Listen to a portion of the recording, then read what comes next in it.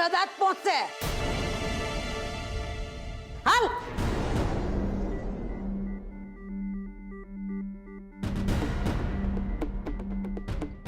ચાલ કિંજલ, પપ્પાને મળીને વાત કરી લઈએ. તમારા પપ્પા અંદર સૂતા છે. પણ મમ્મી, ઠીક છે વિજય, મને વિશ્વાસ છે પપ્પા આપણી વાત સાંભળ્યા વગર કોઈ નિર્ણય નહીં લે. ચાલ.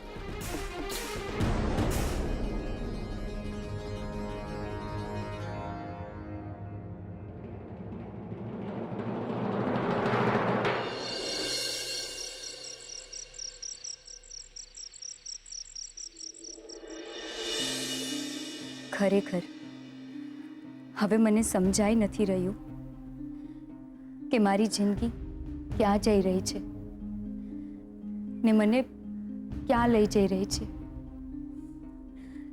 કેટલા હોશે હોશે ટી સ્ટોલને રંગ કર્યો, કેફે કોર્નર બનાવ્યો.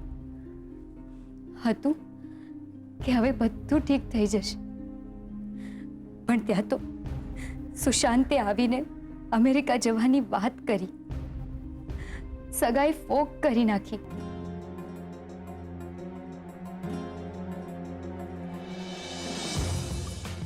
એ સગાઈ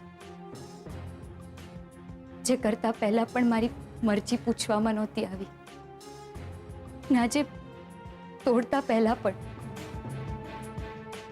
મારો એક વાર પણ સુશાંતે વિચાર ના કર્યો, કારણ કે એને મન તો મારી ફરજ ફક્ત ને ફક્ત એના હુકમ માનવાની છે. તો શું મારી ફરજ મારા મા બાપની સેવા કરવાની નથી?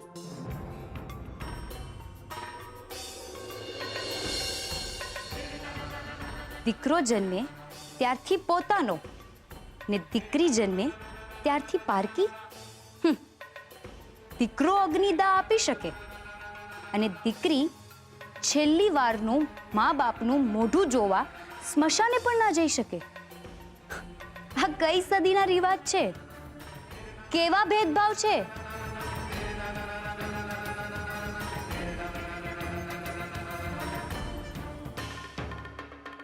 પપ્પા, તમે તો અમને ક્યારેય આવા ભેદભાવ સાથે મોટા નથી કર્યા, પણ આજે જ્યારે તમે અમારો પક્ષ લેવા માટે ઊભા નથી થઈ શકતા, બોલી નથી શકતા, ત્યારે બહારના લોકો આવીને અમારો અવાજ પણ દબાવવાની કોશિશ કરી રહ્યા છે.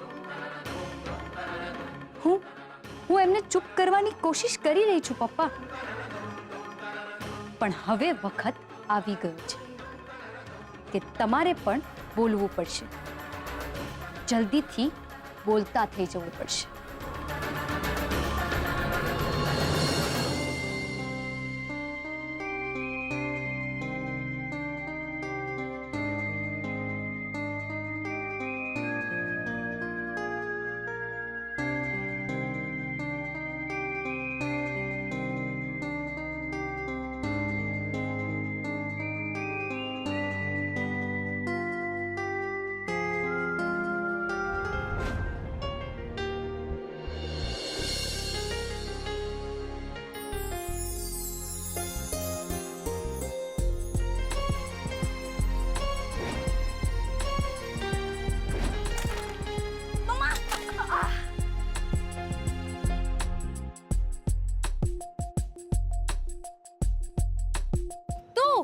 તું એ દેખાતો નથી કે આંધળો છે?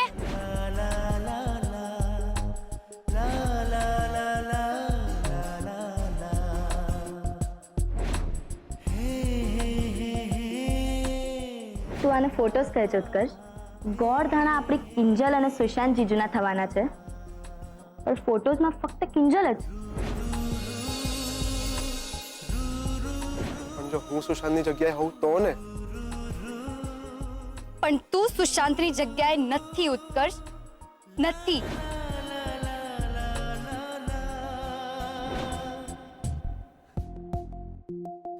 ઉત્કર્ષ તું મને એમ કે સેજલ છે, તું અહીંયા શું કરે છે?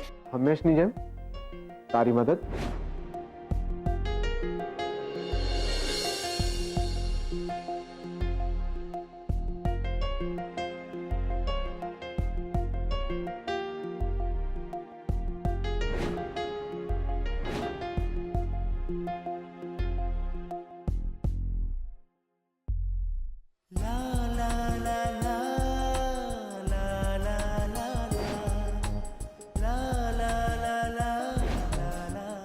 કબૂલ કરે કે ના કરે, પણ તારી હકીકત એ જ છે, તું કિંજલને પ્રેમ કરે છે.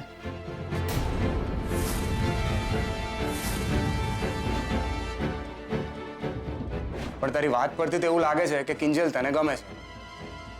ને હોઈ શકે કે કિંજલ સાથે તને પ્રેમ પણ થઈ ગયો હોય. રૂપેશ સાચો છે. આઈ એમ ઇન લવ. મને કિંજલ સાથે પ્રેમ થઈ ગયો છે. યસ. અરે રૂપેશ, તું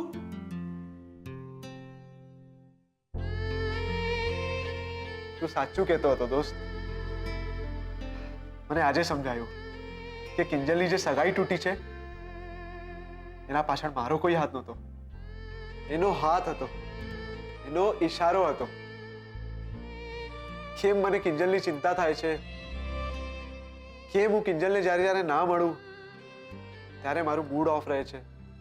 મને આજે સમજાયું કે જ્યારે જ્યારે સુશાંત કિંજલને ખીજાતો હતો ત્યારે મારું લોહી કેમ ઉકળી આવતું હતું. અને જાણે અજાણે હું કિંજલને હંમેશા એ જ કહેતો હતો કે તું બેટર ડિઝર્વ કરે છે, અને એ બેટર હું છું રૂપેશ, હું. મને સમજાઈ ગયું છે રૂપેશ કે આ ફક્ત કિંજલ કિંજલ કરે છે, ફક્ત કિંજલ માટે ધબકે છે. થેન્ક યુ સો મચ દોસ્ત. તારા કારણે જ મને આ વાત સમજાઈ છે. ને હવે તો સુશાંત પણ એની લાઈફમાં નથી, તો પછી બધું સેટ થઈ જશે. એવું તને લાગે છે ઉત્કર્ષ, પણ કિંજલ તારા માટે શું વિચારે છે એ પણ તો મહત્વનું છે ને. જો તું આ બધું નક્કી કરી રહ્યો છે અને કિંજલને પૂછી નથી રહ્યો, તો તારામાં અને સુશાંતમાં શું ફરક છે? એટલે એમ કે કિંજલ તને માત્ર અને માત્ર એક સારો મિત્ર માને છે, એક એવો મિત્ર જે એને સમજે છે, જે એની હંમેશા મદદ કરે છે. પણ પસંદ હોવું અને પ્રેમ કરવું, આ બેમાં બહુ મોટો ફરક હોય છે ભાઈ. અને જ્યાં સુધી હું કિંજલને જાણું છું, એ ફક્ત તને પસંદ કરે છે, પ્રેમ નથી કરતી. તો એમાં શું થયું? એ તો સુશાંતને પણ પસંદ નહોતી કરતી, તો પણ એની સાથે અમેરિકા જવા માટે રેડી થઈ ગઈ હતી. અને હું તો અહીંયા તાપીનગરમાં જ રહું છું, અને મને એના ટી સ્ટોલના ગલ્લા પર બેસવા પર કોઈ વાંધો નથી. મને લાગે છે કે તું મારી વાત સમજવા નથી માંગતો અત્યારે, અને એટલે જ એને સગાઈ બચાવવાના કોઈ પ્રયત્નો નથી કર્યા. તો તારા વિચાર ઉપર બ્રેક મારજે ભાઈ. આ હકીકત નથી. અને બીજું, કોઈ દિવસ એક તરફી પ્રેમનું પરિણામ સકારાત્મક નથી હોતું. તો તારી ભાવનાઓ પર કાબુ રાખ અને સમજી લે કે કિંજલ તને પ્રેમ નથી કરતી. તો ભલે ના કરે, પણ શક્યતા તો એવી પણ વિચારી શકાય છે ને કે જેમ મને એના માટે ઊંડે ઊંડે પ્રેમ હતો, પણ અહેસાસ અત્યારે થયો, એવી રીતે એને પણ એના પ્રેમની ફિલિંગ્સ પછીથી સમજાય. એને સગાઈ તોડતી વખતે કદાચ આવું ના વિચાર્યું હોય, પણ એના મગજમાં ક્યાંક ને ક્યાંક હું સાથે છું ની વાત હોય. રૂપેશ યાર, મને અંદરથી એવું ફીલ થઈ રહ્યું છે કે કિંજલ પણ મને પ્રેમ કરે છે. એટલે તું કિંજલને પ્રપોઝ કરવાનું તો નથી વિચારી રહ્યો ને? તો એમાં ખોટું શું છે? તું જોજે રૂપેશ, આ સગાઈનું તૂટવું મારા અને કિંજલના સંબંધને એક નવું નામ અને એક નવો વળાંક આપીને રહેશે.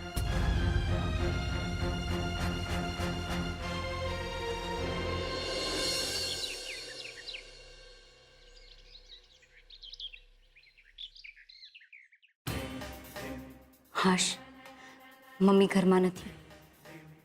પપ્પા, મારી આ ડાયરીમાં મેં બધું જ લખ્યું છે જે ક્યારેક મારે તમને કહેવું હતું પણ કહી ના શકી.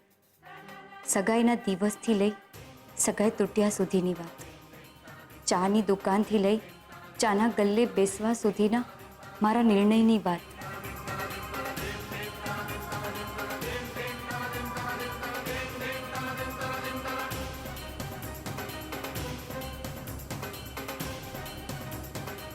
મારી દરેકે દરેક લાગણી, સુખ, દુઃખ, ગુસ્સો, ખુશી, બધું જ લખ્યું છે આમાં. ને મને વિશ્વાસ છે કે તમે જ્યારે આને વાંચશો ત્યારે સમજી શકશો મારા નિર્ણય.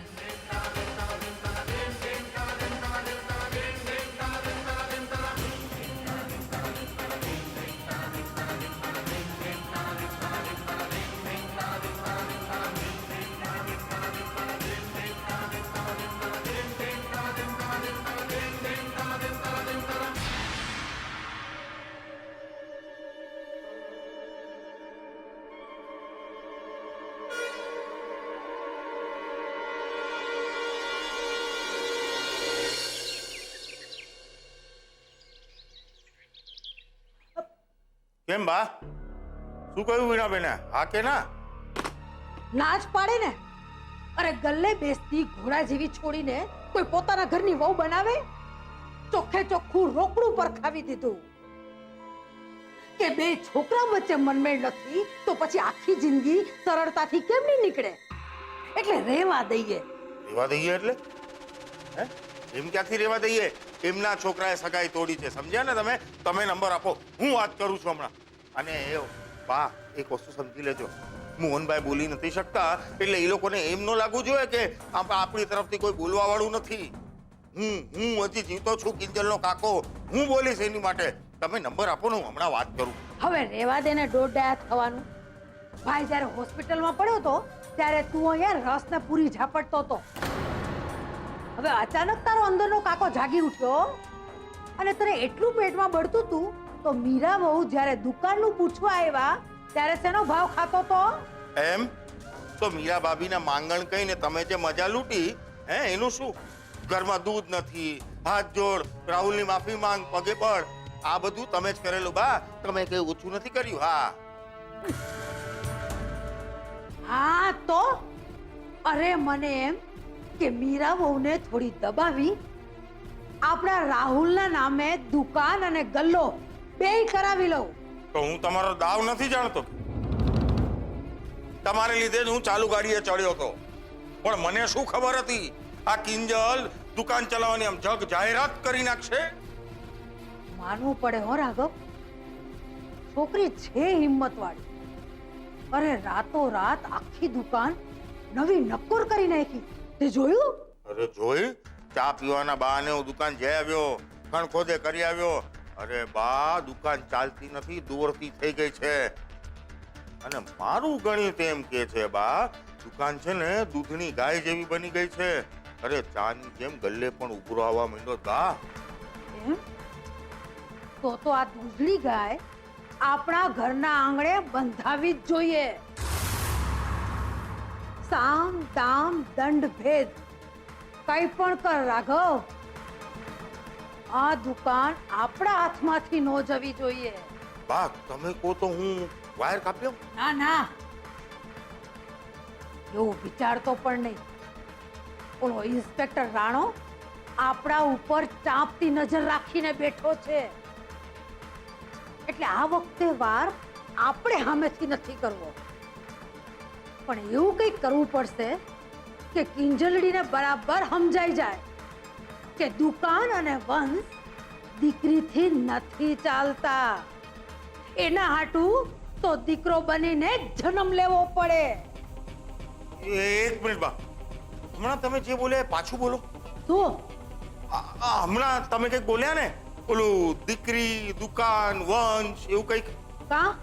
અરે બા, શું આઈડિયા આપ્યો છે તમે! સોલિડ આઈડિયા આપ્યો છે. અહીંયા આવો, અહીંયા આવો, જો હું તમને કહું.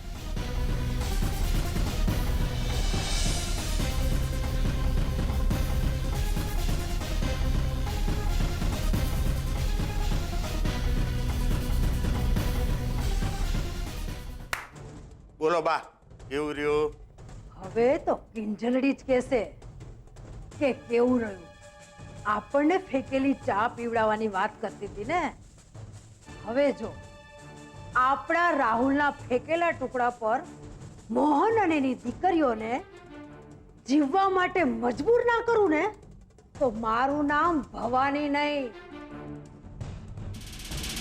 હવે તો એવો વાર કરીશ કે એનો પરિવાર ન તો એક અક્ષર બોલી શકશે ન જિંદગીભર પોતાના પગ પર ઊભો રહી શકશે.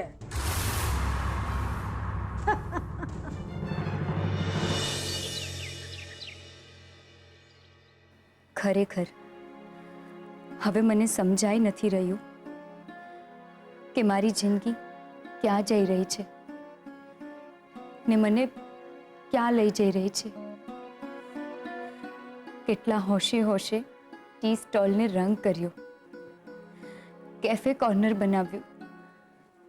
હતું કે હવે બધું ઠીક થઈ જશે, પણ ત્યાં તો સુશાંતે આવીને અમેરિકા જવાની વાત કરી, સગાઈ ફોક કરી નાખી.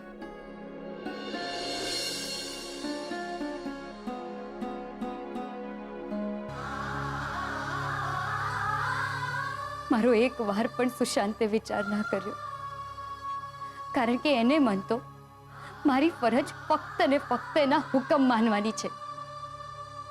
તો શું મારી ફરજ મારા મા બાપની સેવા કરવાની નથી?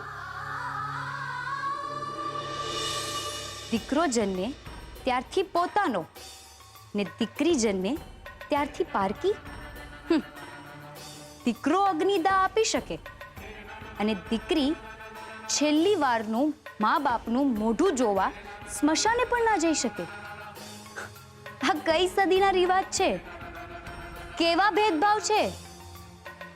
પપ્પા, તમે તો અમને ક્યારેય આવા ભેદભાવ સાથે મોટા નથી કર્યા, પણ આજે જ્યારે તમે અમારો પક્ષ લેવા માટે ઊભા નથી થઈ શકતા, બોલી નથી શકતા, ત્યારે બહારના લોકો આવીને અમારો અવાજ પણ દબાવવાની કોશિશ કરી રહ્યા છે. હું એમને ચૂપ કરવાની કોશિશ કરી રહી છું પપ્પા, પણ હવે વખત આવી ગયો છે કે તમારે પણ બોલવું પડશે. જલ્દીથી બોલતા થઈ જવું પડશે.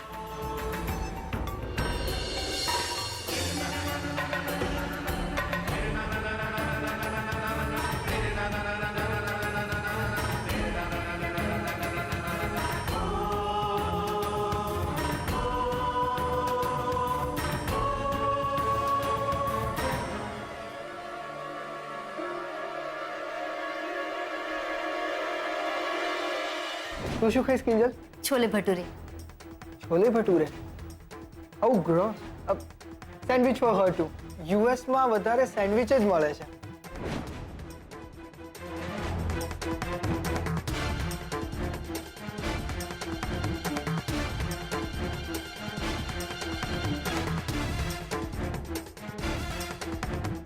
ઉત્કર્ષ અને સુશાંતમાંથી કોઈ એકને બચાવવાના હોત તો તું કોને બચાવત?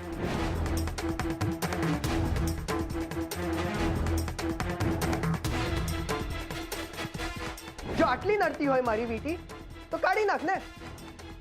મને પણ તારી સાથે સગાઈ ટકાવી રાખવામાં કોઈ રસ નથી. કોક જાહેર કરું છું આ સગાઈ.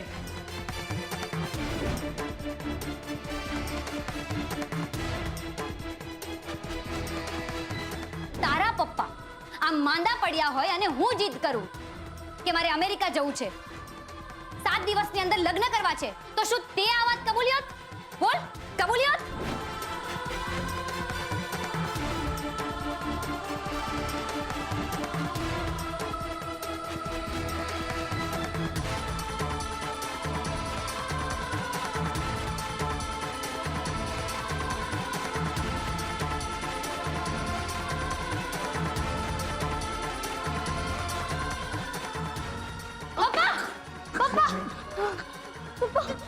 તમે ચાલીને બહાર કેમ આવ્યા પપ્પા? ઉભા થાઓ.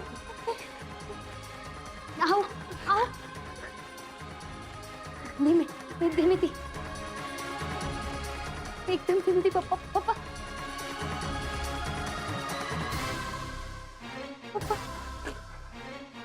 બેસો, અહીંયા બેસો.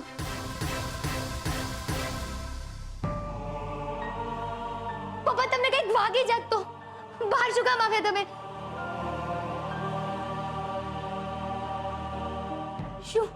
શું થયું પપ્પા? આમ કેમ જોવો છો? કઈ કેવું છે તમારે? હા,